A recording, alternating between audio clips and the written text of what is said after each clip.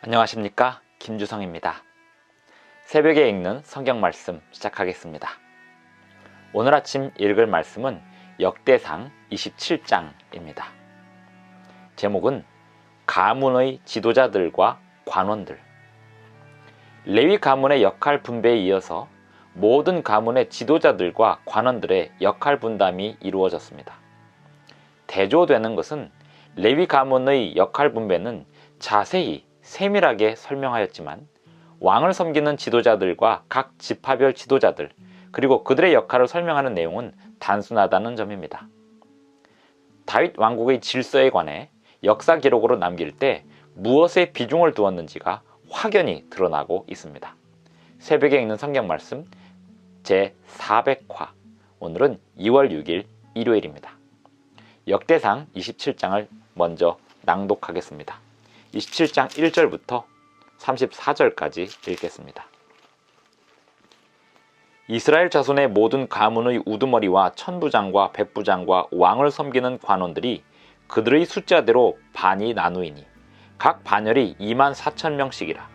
1년 동안 달마다 들어가며 나왔으니 첫째 달 반의 반장은 삽디엘의 아들 야소부암이요 그의 반에 24,000명이라.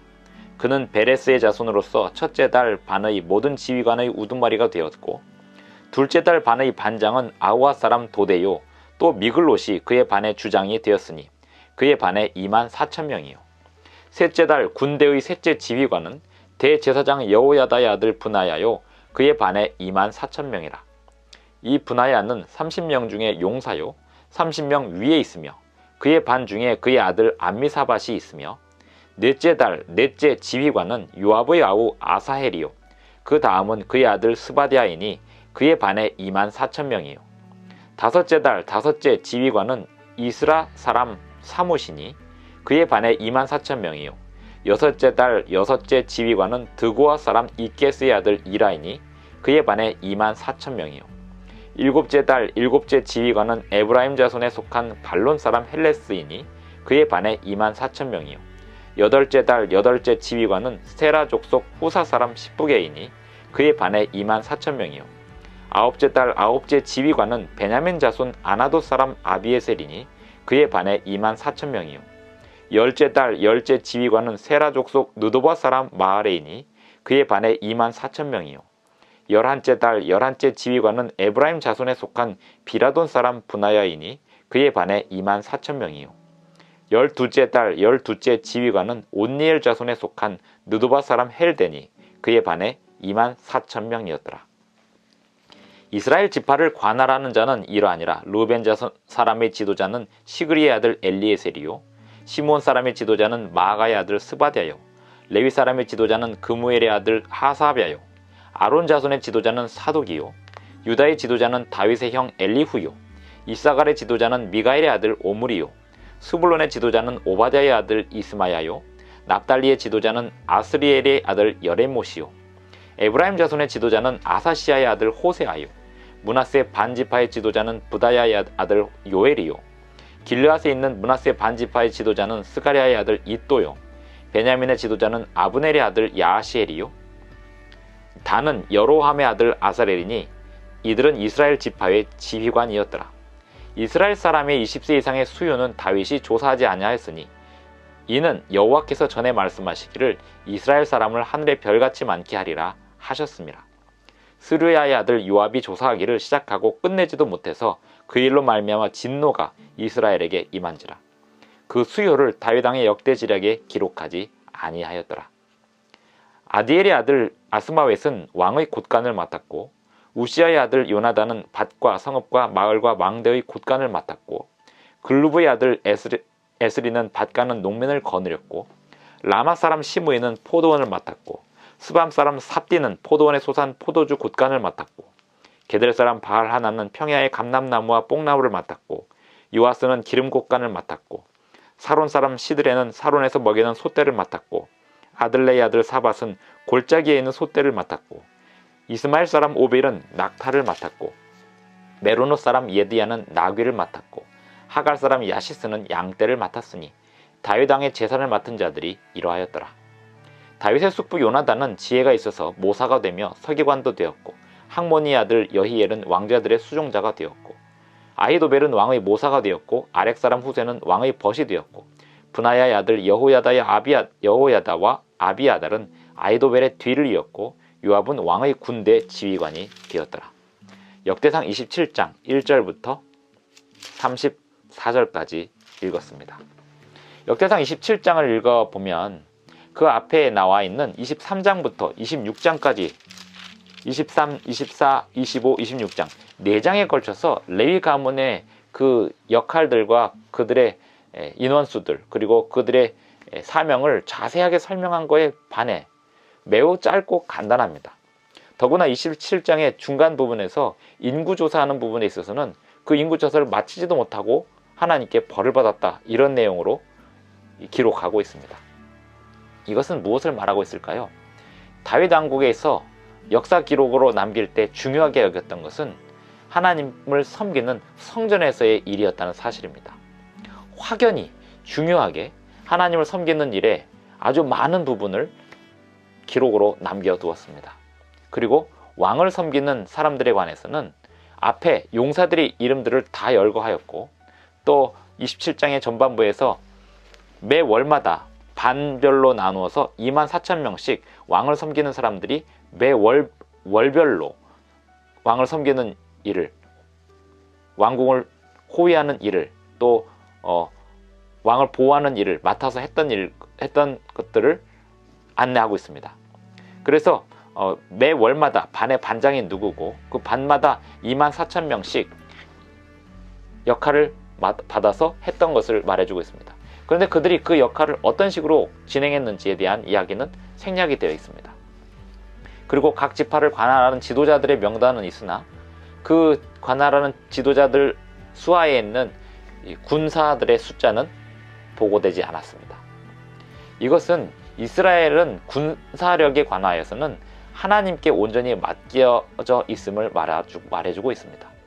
다윗의 수하에는 정말 유명하고 능력 있는 유능한 용사들이 있었습니다. 하지만 그런 용사들이 있다 할지라도, 또 그 밑에 수하에 많은 군사들이 있다 할지라도 군사력에 관해서는 온전히 하나님의 몫이었습니다. 그것은 하나님께 맡기고 하나님을 온전히 잘 섬기는 일에 신경을 쓰는 것이 이스라엘 백성들에게 맡겨진, 특별히 다윗 왕국에 맡겨진 사명이었습니다.